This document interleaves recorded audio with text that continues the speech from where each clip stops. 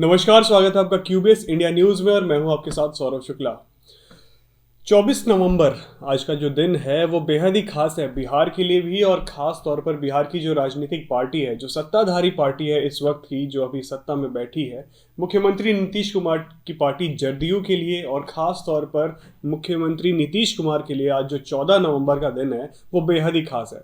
अब खास किस लिए है? क्योंकि आज के ही दिन 2005 में नीतीश कुमार इस गद्दी पर, बिहार की गद्दी पर, बिहार के मुख्यमंत्री के पद पर आज ही के दिन विराजमान हुए थे। आज ही के दिन वो इस कुर्सी का उन्होंने पद संभाला था। तो इस हिसाब से आज जो बिहार की गद्दी है उसमें इन्होंने अपने 15 साल का पूरा कार्यकाल पूरा किया है और ये 16वें साल में घुस चुके हैं। तो 15 साल का ये जो कार्यकाल है आज नीतीश कुमार इस 24 नवंबर को पूरा कर रहे हैं, और इसके साथ ही 16वां साल का इनका दौर जो है वो शुरू हो गया है। और इसी के साथ ही मैं आपको बता दूं कि नीतीश कुमार बिहार के एक ऐसे मुख्यमंत्री बन चुके हैं जो सबसे लंबे समय तक मुख्यमंत्री की कुर्सी पर बैठे रहे हैं। 15 साल इससे पहले भी बहुत सारे मुख्यमंत्री बैठ चुके हैं, लेकिन 16वां साल अभी तक किसी ने नहीं छुआ था। तो इस हिसाब से मुख्यमंत्री नीतीश कुमार बिहार के पहले ऐसे मुख्यमंत्री हैं जो सबसे अधिक समय तक इस बिहार की कुर्सी पर, बिहार की गद्दी पर बैठे रहे हैं, और उन्होंने 16 साल अपने कार्यकाल का पूरा किया है। इसके साथ ही आज खास क्या होने वाला वो पहले आपको बता दें। पटना के जदयू मुख्यालय पर आज पूरी तरह से आज वहाँ पर धूमधाम से इसका जश्न मनेगा। 16वां साल पर मुख्यमंत्री ने जो अपने कार्यकाल के 16 साल पूरे किए हैं उस पर जश्न मनने वाला है। इसके साथ ही कार्यक्रम को नाम दिया गया है 15 साल बेमिसाल।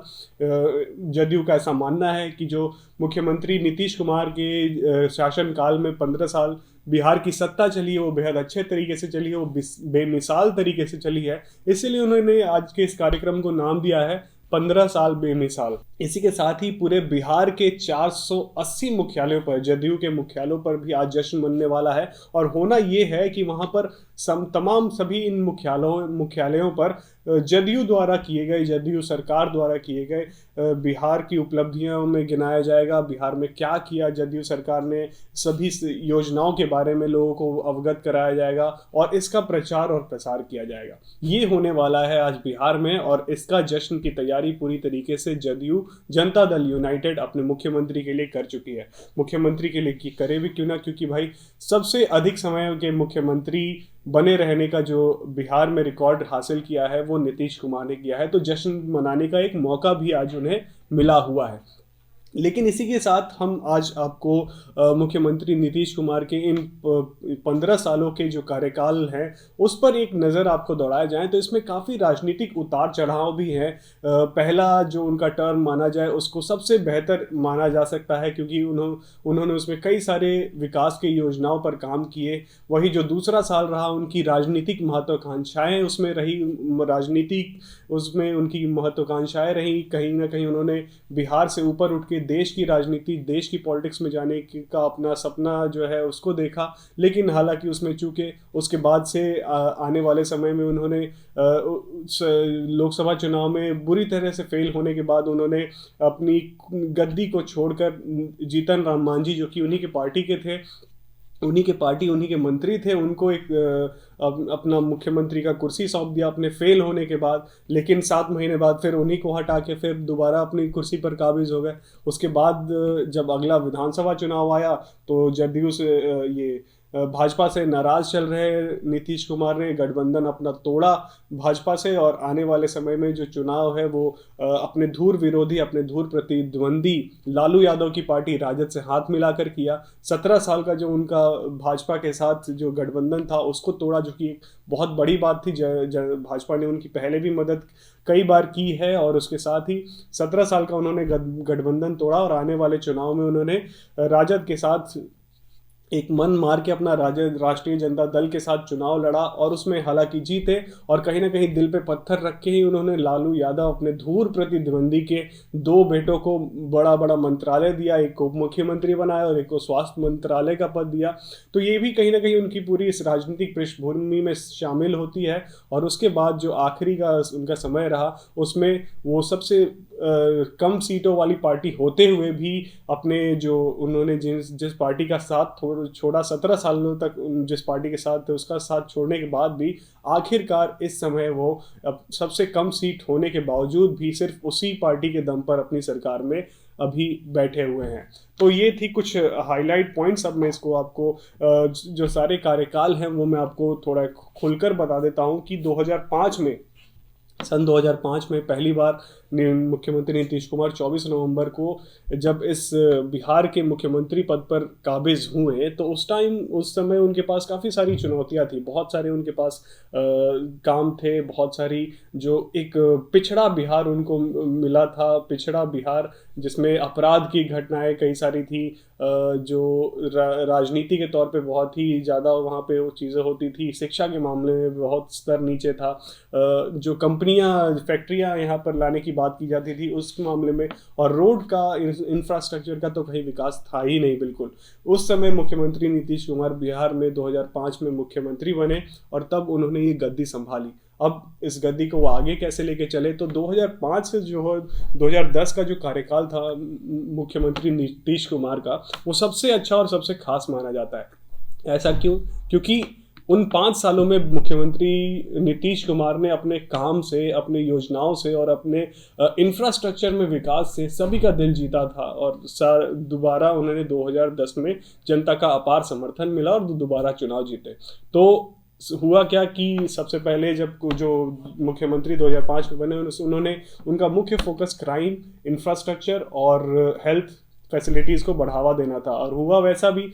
क्राइम जो रेट है उन्होंने कई सारी ऐसी पुलिस की टीम को अपने उसमें रखा, जो अपनी टीम में रखा जो कि जात पात इन सब से दूर हटके जो अपराधियों का पकड़ने का जो मुख्य उनका मोटिव था उस पर काम किया। और उस साल उस जो फर्स्ट टेन्योर रहा नीतीश कुमार का, उसमें अपराध की जो घटनाएं हैं वो काफ़ी निचले स्तर पर रही। इसके साथ ही इंफ्रास्ट्रक्चर के मुद्दे पर काम करते हुए नीतीश कुमार ने बिहार में, पूरे बिहार में सड़कों का एक जाल बना दिया गया। 2005 से पहले जो कहा जाता था कि गड्ढों में सड़क है, सड़क में गड्ढे, इसका पता नहीं लगता है, उस पर नीतीश कुमार ने काम करते हुए पूरे बिहार में ही सड़कों का एक मायाजाल खड़ा कर दिया। और वो ऐसी सड़कें थी जो एकदम चिकनी और एकदम समतल थी, और इस वजह से मुख्यमंत्री नीतीश कुमार को काफ़ी फायदा मिला और लोगों के बीच उनकी लोकप्रियता काफ़ी बढ़ गई। इसके साथ ही हेल्थ फैसिलिटीज़ को उन्होंने बेहतर की। उन्होंने कई सारे जो स्कूल्स थे, अस्पताल थे, उनकी व्यवस्था बढ़िया की। इससे पहले कहा जाता था 2005 से पहले कि अस्पतालों में जहाँ पेशेंट्स लेटने चाहिए वहाँ पे कुत्ते सोते हैं, तो इस व्यवस्था को भी नीतीश कुमार ने ठीक किया था। और उसके बाद उन्होंने बिहार में इंडस्ट्रीज़ को बढ़ावा देने के लिए उन्होंने कई सारे बड़ी बड़ी कंपनियां, उस 2005 की अगर बात करें तो उस समय भारती मित्तल, रिलायंस डिजिटल के मालिक मुकेश अंबानी और रतन टाटा, जो कि उस समय Tata Industries, Tata and Sons के चेयरमैन होते थे, वो आए थे बिहार। उन्होंने अपना एक समिट भी किया था, लेकिन हालांकि उस समिट का इतना कुछ बढ़ावा मिला नहीं बिहार को। कंपनीज के मामले में आज भी अगर बिहार की बात की जाए तो सबसे निचले क्रम पे ही आती है, क्योंकि कोई भी बड़ी बड़ी कंपनी यहाँ पे इन्वेस्ट नहीं करना चाहती।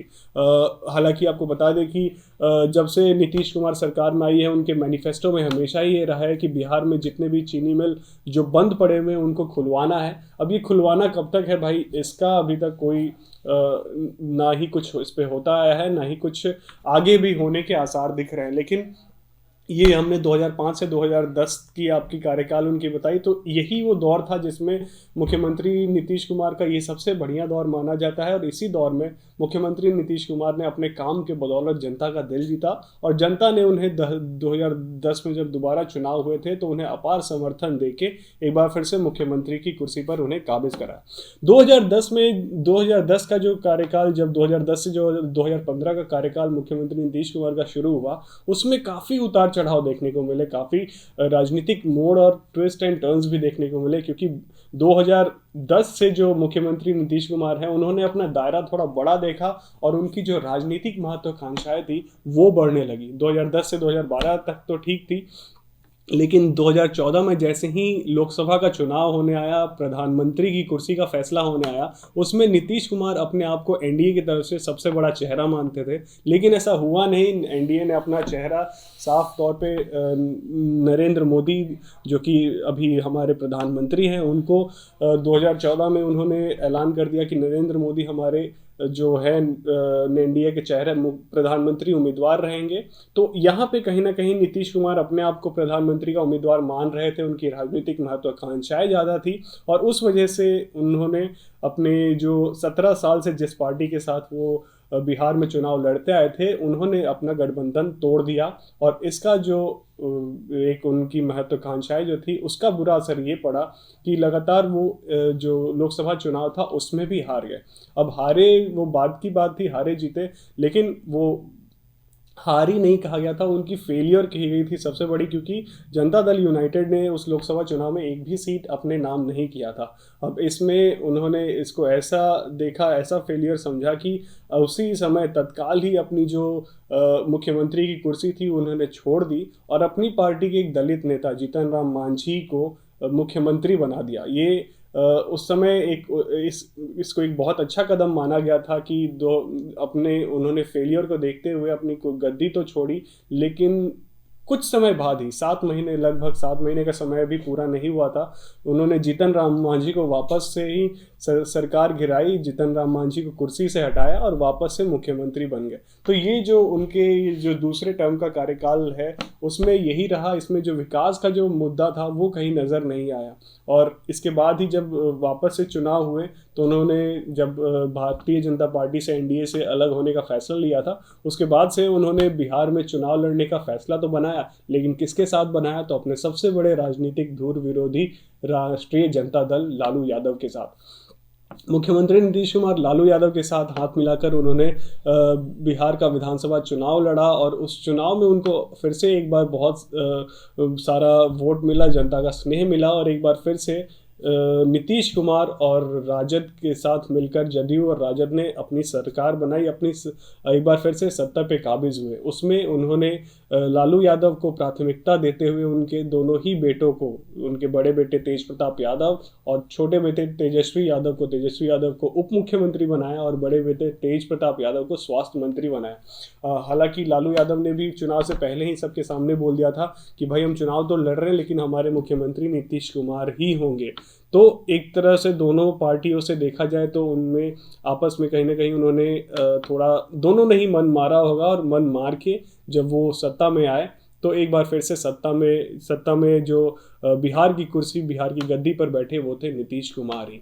अब नीतीश कुमार ने 2 साल तो बहुत अच्छे से शासन किया, लेकिन 2 साल के बाद ही पता नहीं उनके दिमाग में क्या आया, उनकी अंतरात्मा, ऐसा कहा जाता है कि अंतरात्मा से एक जवाब आया कि भाई इस पार्टी के साथ आगे काम नहीं किया जा सकता, इस गठबंधन के साथ आगे काम नहीं किया जा सकता, और उन्होंने 2 ही साल के भीतर इस को एक बार फिर से एक सरकार गिराई, और उन्होंने मुख्यमंत्री पद से इस्तीफा दिया, और वापस से वो सत्ता में किसके साथ आए? तो अपने 17 साल का जो साथ उन्होंने भाजपा के साथ छोड़ा था, उसी के साथ एक बार फिर से वो आए, उसी के साथ गठबंधन किया और दोबारा मुख्यमंत्री बने।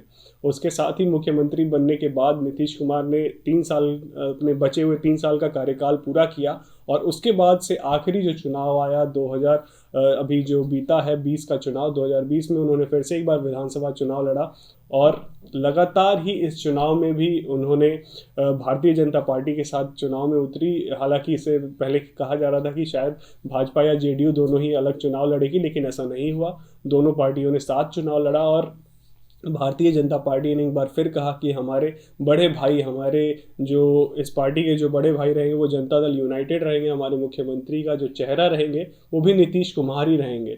तो एक बार फिर से चुनाव हुआ, और दोनों ही पार्टी, एनडीए, जेडीयू और बीजेपी ने एक साथ मिलकर चुनाव लड़ा, और राजद, हालांकि जो कि सबसे बड़ी पार्टी उभर कर आई, उस बावजूद उसके भी बीजेपी और जनता दल यूनाइटेड, आपको बता दें कि इनकी जो गठबंधन की पार्टी थी वो सबसे बड़ी पार्टी रही, और एक बार फिर से मुख्यमंत्री की कुर्सी पर बैठे नीतीश कुमार। तो ये था नीतीश कुमार के पूरे इस राजनीतिक सफ़र का जो हमने आपको बताया। इसमें इनकी बहुत सारी योजनाएं हैं, शराबबंदी को लेकर इन्होंने कई सारे योजनाएं बनाई हैं। इनकी जल जीवन हरियाणी को लेकर अपने अपने आप को सफल बताते हैं। इनका नल जो जल योजना अपना इनको सफल बनाते हैं। इनके साथ निश्चय योजनाएं अपने आप को सफल बनाते हैं। इनका जो जीविका दीदी लोगों को इन्होंने जो प्रोत्साहन ये सारी चीज़ें की हैं उसको लेकर ये अपने आप को सफल मानते हैं। हालांकि नीति आयोग का भी जो हालिया ही रिपोर्ट आया था उसमें ये साफ तौर पे कहा गया था कि बिहार में जो स्वास्थ्य व्यवस्थाएं हैं उसमें बिहार सबसे निचले सबसे निचले स्थान पर है, यानी नीचे से टॉप पर है। इसको भी लेकर कई सारे उन पे सवाल उठाए गए थे। अब 15 साल का कार्यकाल पूरा हो चुका है। आप कैसे देखते हैं? विपक्ष लगातार ही इस पे सवाल उठाते रहा है। विपक्ष लगातार ही मुख्यमंत्री के काम पर सवाल उठाते रहा है, उनकी योजनाओं पर सवाल उठाते रहा है। लेकिन आप किस तरीके से देखते हैं मुख्यमंत्री के 15 साल के कार्यकाल को? क्या 15 साल का इनका ये कार्यकाल बेमिसाल रहा या नहीं रहा? ये आप हमें ज़रूर हमारे कमेंट बॉक्स में लिखकर बताएं। और इसके साथ ही अगर आपको लगता है कि मुख्यमंत्री नीतीश कुमार की योजनाओं के बारे में आप किस योजना के बारे में क्या सोचते हैं, ये भी हमें ज़रूर लिख के बताएं। ये था मुख्यमंत्री के 15 सालों का कार्यकाल का लेखा जोखा। इसके साथ ही हम आपके साथ लगातार बने रहेंगे और भी सारे मुद्दे लेके और भी सारे खबरें लेके आप हमारे साथ बने रहिए, हम आपके साथ बने रहेंगे और लगातार ही आपको सभी न्यूज़ अपडेट देते रहेंगे। मैं हूँ आपके साथ सौरभ शुक्ला। क्यूबीएस इंडिया न्यूज़ देख रहे थे आप। इसके साथ ही आपके सारे अपडेट्स अर्नब मीडिया नेटवर्क और सब तक पर भी देख सकते हैं। बहुत बहुत शुक्रिया आपका हमारे साथ बने रहने के लिए।